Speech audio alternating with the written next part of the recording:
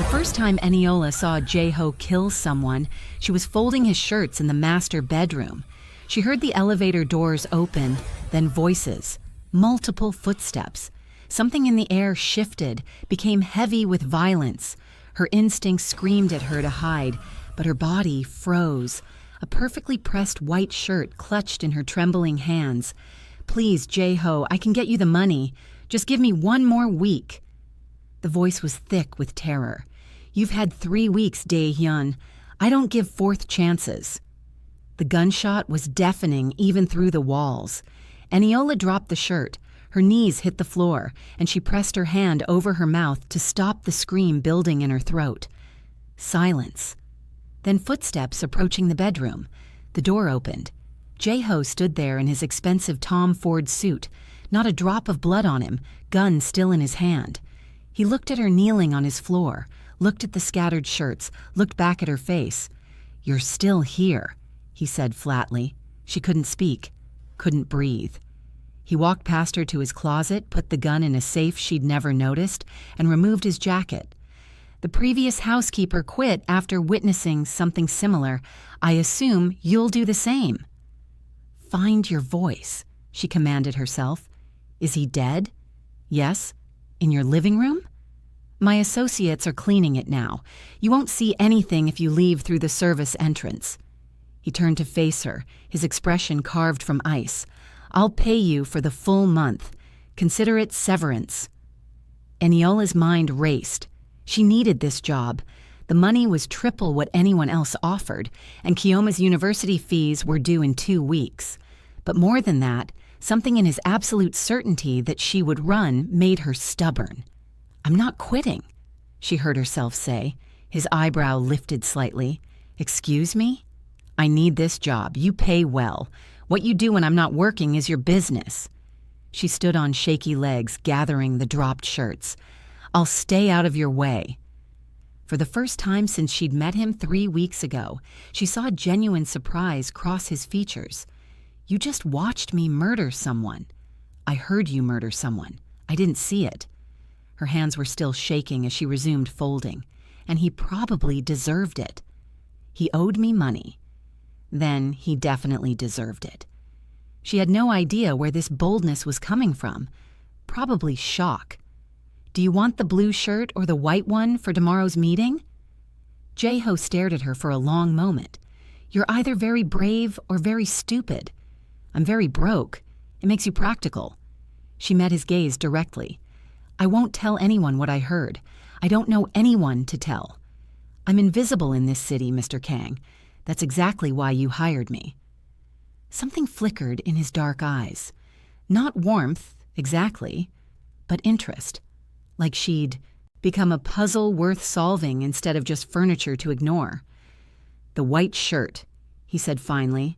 "And Eniola?" "Yes." "If you betray me, you won't hear the shot." If you're already hooked and want to see where this dangerous romance goes, do me a huge favor and hit that subscribe button right now.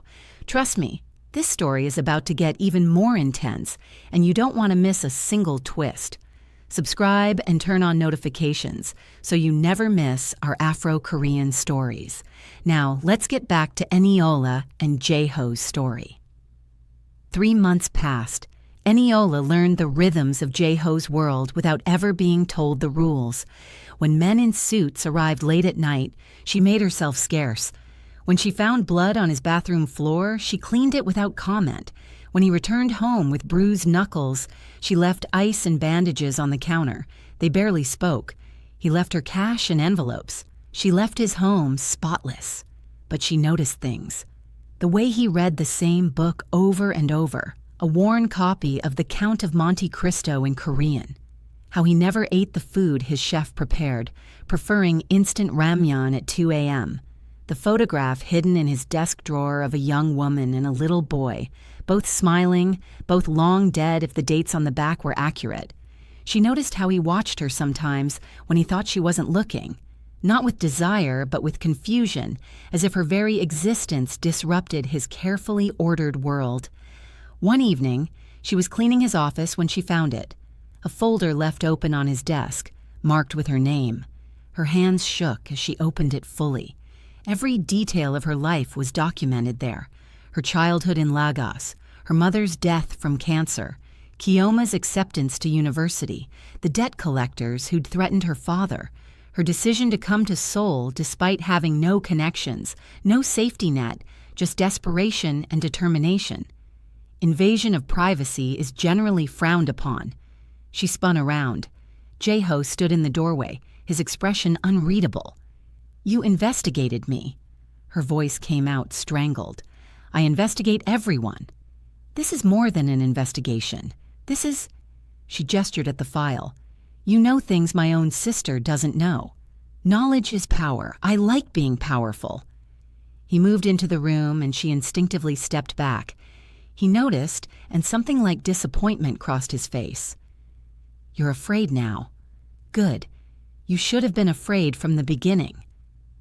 "Why do you care so much about someone who just cleans your house?" "I don't." "This file says otherwise." He took it from her hands, closing it with deliberate care. "You want the truth? You're an anomaly. You saw me commit murder and stayed. You work in a monster's home and hum while folding his clothes.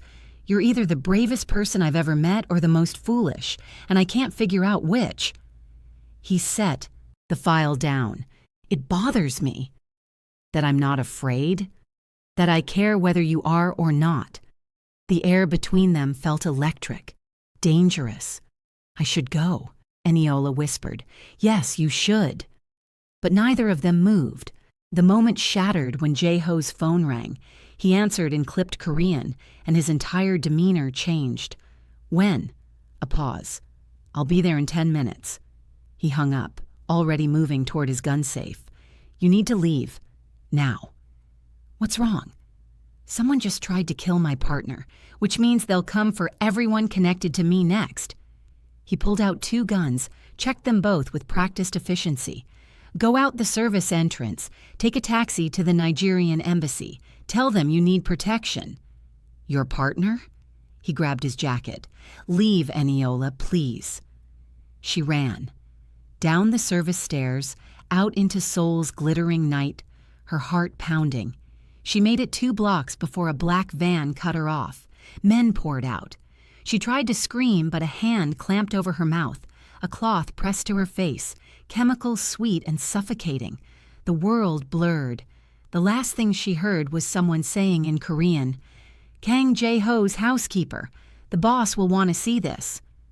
Then darkness. She woke in a concrete room, her head throbbing. No windows. 1 door. A single chair where she sat, her hands zip-tied behind her back. The door opened. A man entered, older, distinguished, his suit custom-made. He smiled at her, and it was worse than any of Jae-ho's cold stares. "Miss Eniola Okonkwo, such an interesting specimen." He circled her slowly. "Do you know who I am?" "No." Her voice came out hoarse. "I'm Choi Jae-sung, and I've been waiting a very long time for Kang Jae-ho to show weakness." He stopped in front of her. "Congratulations, you're that weakness." "I just clean his house." "You just survived seeing him commit murder. You just stayed when everyone else ran. You just made him care about something other than revenge and power." Choi's smile widened. "Do you know what his father did to my family?" She shook her head. "He killed them. All of them. My family. Burned them alive in their home while I watched from prison, where Jae-ho's father had arranged for me to be during the attack. Hatred poured off him in waves. I've spent 15 years planning my revenge, killing his brothers one by one, destroying his businesses piece by piece, but he never cared, never showed pain, until you." Terror crystallized in her stomach. "He doesn't care about me." "Then you'll die for nothing. Either way, I win." He moved toward the door. "My men will keep you alive just long enough for him to try rescuing you. And when he comes, when he's vulnerable, desperate, human." Choi's eyes glittered. "I'll destroy him completely."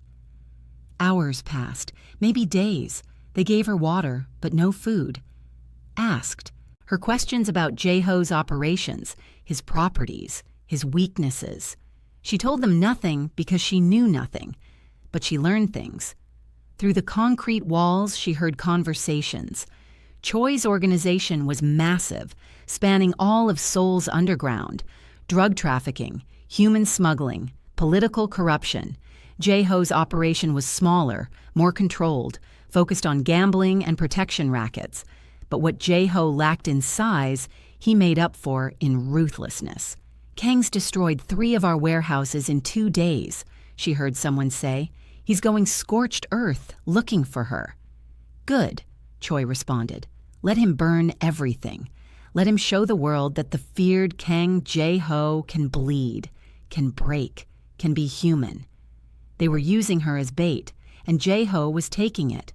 On the 3rd day, or maybe the 4th, she lost count, the door burst open. But it wasn't her captors. Jae stood there, Jae-ho's eternally silent bodyguard, blood splattered across his face. "Can you walk?" She nodded, too shocked to speak. He cut her zip ties and pulled her up.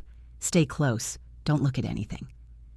They ran through corridors painted red with violence, bodies everywhere. Some of Choi's men, some she didn't recognize. The building was a war zone. "Where's Jae-ho?" she gasped. "Finding Choi." They burst out into an underground parking garage. A car waited, engine running. But before they could reach it, gunfire erupted. Jae shoved her behind a concrete pillar, returning fire with mechanical precision. "Get to the car," he shouted. "What about you? I'll cover you. Go!" She ran, made it 10 feet before someone tackled her from the side. She hit the ground hard, all air leaving her lungs. A man pinned her down, gun pressed to her temple. "Drop your weapon, Jae, or I paint the concrete with her brain." Jae froze, his gun still raised. "That's better. Now kick it over here." He did. The man hauled Eniola to her feet, using her as a shield. "You're coming with me, sweetheart. The boss wants you alive for the finale." A gunshot cracked through the garage. The man holding her jerked, then fell. Eniola stumbled forward into Jae's arms as the body hit the ground. Jae-ho emerged from the shadows, gun smoking. He looked like death personified, blood on his clothes, murder in his eyes, moving with predatory grace. "Are you hurt?" His voice was eerily calm. "No, I'm—" "Get her out of here, Jae."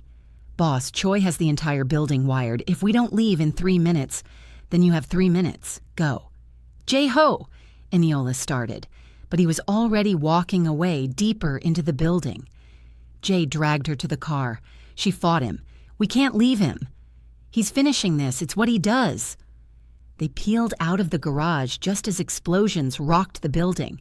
Eniola twisted in her seat, watching Jae-ho's potential tomb collapse in fire and smoke. "No," she whispered. "No, no, no." The car sped through Seoul's streets. Jae drove in grim silence, checking mirrors obsessively. They were halfway to safety when Eniola's phone, which she'd somehow kept through everything, buzzed. Unknown number. She answered. "Hello, Eniola." Choi's voice. "Enjoying your rescue?" Her blood turned to ice. Did you really think you escaped?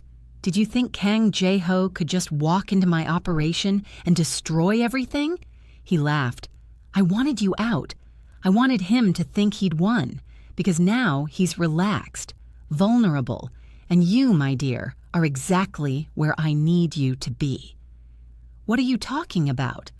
"Check under your seat." With shaking hands she did. A small device was attached there, blinking red. "That's C4, enough to vaporize the car and everyone in it. Remote detonation, of course." Choi's voice was pleasant, conversational. "Here's what's going to happen. You're going to tell Jae to stop the car. You're going to get out. And you're going to walk to the address I'm texting you. Alone. And if I don't? I press a button, you explode, and I lose one piece in this game. But I still have Kang Jae-ho, and I can make him suffer in other ways." A pause. "But if you come to me, if you surrender, I'll let him live. I'll disappear. He can have his empire, his life, everything. He just can't have you." "You're lying." "Probably, but are you willing to bet his life on it?" The phone went dead. A text came through with an address in Gangnam. Jay was watching her in the mirror. What did he say? She made a decision. Pull over. What? Pull over now. There's a bomb under my seat. Jay swerved to the curb so fast her teeth rattled. They both jumped out, running 50 feet before she stopped him. You need to leave. Get far away from the car. I'm not leaving you. Choi wants me to go to him. If I don't, he detonates. If I do, he says he'll leave Jae-ho alone. He's lying. I know, but I have to try. She smiled sadly. Tell Jae-ho. Tell him I figured it out. The puzzle. Why I stayed. Why I'm doing this. Don't be stupid. Tell him I understand now what it means to care about someone more than survival, more than logic, more than fear. Tears streamed down her face. Tell him he's not the monster he thinks he is, because monsters don't inspire love. She ran before Jay could stop her, disappearing into Seoul's crowded streets. The address led to an abandoned factory in Gangnam's industrial district. Eniola entered through a rusted door, her heart hammering. The space was cavernous, empty except for makeshift lights and a chair in the center. Choi sat there, waiting. Punctual. I appreciate that. He gestured to a space in front of him. Kneel. She did, too tired to fight. Do you know why I really wanted you here, Eniola? To hurt Jae-ho.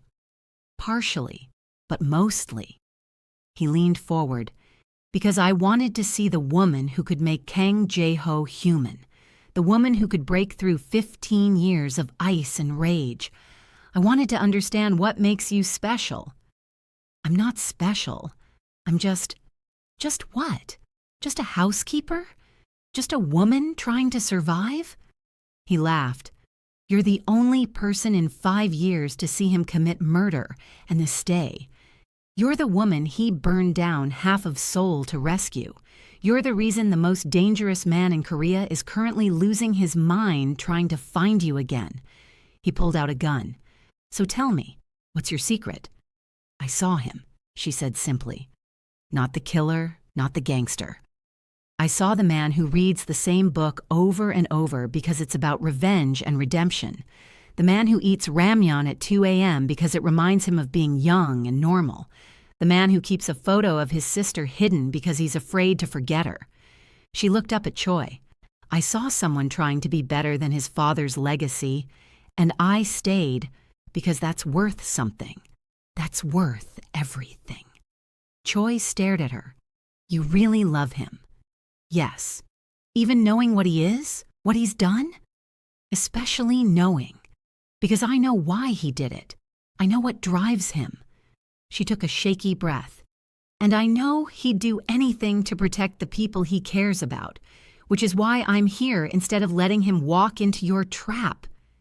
Smart girl, but it's too late. The door behind her exploded inward. Jae-ho stormed in with 20 armed men, all guns trained on Choi. Let her go, Jae-ho said, his voice deadly calm. Or what? You'll kill me. Choi stood slowly, gun still pointed at Eniola's head. Your father took everything from me. I've spent 15 years returning the favor. And now, finally, I have the one thing you actually care about. He cocked the gun. Beg me, the great Kang Jae-ho, on your knees. Beg me to spare her life. Jae-ho didn't hesitate. He dropped his gun and fell to his knees. Please. Eniola's heart shattered. Jae-ho, don't. Please, he repeated, his voice breaking. Take me instead. Kill me however you want. Let her go. Choi smiled. Now that's the image I wanted. The mighty brought low, the monster made human. He lowered his gun slightly. But here's the thing, Kang. I'm not your father. I'm not a sadist who kills for pleasure. I'm just a man who wanted you to suffer the way I suffered, to lose everything the way I lost everything, to understand that kind of pain. And now? Jae-ho asked. Now I'm tired. 15 years of revenge and it doesn't bring them back. Doesn't ease the pain, doesn't change anything. He looked at Eniola. Your housekeeper taught me something tonight. Sometimes the bravest thing isn't holding on to hate, it's letting go. He dropped the gun. Go, he said quietly. Take your men. Take her. Live your life. I'm done. Just like that? Just like that. I'm 63 years old, Kang. What do I have left except more violence, more death? Choi's eyes were wet. Maybe it's time to stop the cycle. Jae-ho stood slowly, never taking his eyes off Choi. He moved to Eniola, pulling her to her feet, checking her for injuries with shaking hands. We're leaving, he said. If this is a trick, it's not. Go. They retreated slowly, Jae-ho keeping Eniola behind him. His men covered their exit. They made it to the cars, and only then did Jae-ho pull her into his arms, holding her so tightly she could barely breathe. Never again, he whispered fiercely. Never again will I let anyone hurt you. Jae-ho, I love you. The words came out broken, desperate. I love you, and it terrifies me, and I don't care. You hear me? I don't care anymore. She pulled back to look at him. His face was streaked with blood and soot and something that looked like tears. The great Kang Jae-ho crying. I love you too, she whispered. He kissed her then, there in the street surrounded by his men and violence and chaos. Kissed her like she was oxygen and he was drowning. They drove back to his penthouse. Jae had already cleared the bomb from the car, swept the building for threats. Jae-ho refused to let go of Eniola's hand the entire way up. Inside, he finally released her, pacing like a caged animal. I'm going to dismantle everything, every business, every operation. I'll go legitimate, completely clean, whatever it takes to keep you safe. Jae-ho, I'll leave Korea if I have to, change our names, start over somewhere quiet where no one knows who I am or what I've done. Jae-ho, stop. She caught his face in her hands. I don't need you to destroy your world for me. I need you to let me into it. You don't understand what you're asking. Then explain it to me. All of it. No more secrets. He searched her eyes, then nodded slowly. Okay, but you're not going to like what you hear. They sat on his couch, and he told her everything. His father's empire built on blood. The three brothers, how they'd been raised to be weapons. How 2 had died in gang wars before they turned 25. How Jae-ho had been the smart one, the strategic one, the one who survived by being more ruthless than everyone else. I was 17 when I killed my first man, he said quietly. My father made me do it, said it would make me strong. It just made me empty. He stared at his hands. I've killed 43 people. I remember every single one. Their faces, their last words, everything. Jae-ho, I'm not a good man, Eniola. I've done terrible things, things that would make you run if you really understood. He finally looked at her. But I'm trying. For the first time in my life, I'm actually trying to be better because of you. Then let me help. Let me be part of that change. It's not that simple. There are people who will never accept me going legitimate. Rivals who see it as weakness, allies who feel betrayed. His phone buzzed, and he checked it, his expression darkening. Speaking of which, he showed her the message. It was from an unknown number, just 2 words and a photo. The words, she's beautiful. The photo, Kioma, sitting in a cafe in Seoul, completely unaware she was being photographed. Eniola's blood froze. When did she... I didn't know she was in Korea. She arrived this morning for a surprise visit. Jae-ho was already calling someone, barking orders in Korean. I'm sending men to pick her up now. Who sent this? I don't know, but Choi isn't the only person who wants me dead. He grabbed his jacket. We're going to a safe house. All of us tonight. What about... His phone rang. He answered, listened, then went absolutely still. When he spoke, his voice was ice. When? A pause. I understand. He hung up, and the look on his face terrified her. What happened? Kioma's gone. Someone took her from the cafe 10 minutes ago. 3 witnesses. Professional job. He pulled out his gun, checking it mechanically. They're sending a location for the exchange. Her life for mine. No, Jae-ho, no. I have to. She's innocent. This isn't her fight. It's not yours either. You said Choi was done. This isn't Choi. He cupped her face gently. I need you to trust me. Can you do that? Before she could answer, his phone buzzed again. Another message. This time a video. Hyoma tied to a chair, scared but alive. And behind her, stepping into frame, was someone Eniola recognized from the photos hidden in Jae-ho's desk. The young woman who'd been in the picture with young Jae-ho, the one who was supposed to be dead. Hello, brother, she said, her smile cold and beautiful. Miss me? Wait, did you just see what I saw? Jae-ho's dead sister is alive? And she has Hyoma? If your jaw just hit the floor like mine, smash that like button right now. This story is about to get insane and you do not want to miss part 2. What do you think Soo-jin wants? Is she going to kill Hyoma? Can Jae-ho save the woman he loves' sister? Drop your theories in the comments below because I'm reading every single one. Subscribe and hit that notification bell because part 2 drops soon and it's going to be wild. We're talking betrayals, impossible choices, and a twist you will never see coming. If you like this video and subscribe to this channel, I'll drop part 2 even earlier. Your support means everything to this channel. Like, comment, subscribe, and share, and I'll see you in part 2, where things get really dangerous. Don't leave me hanging. I need to know you're ready for what comes next. Thank you for watching and see you soon.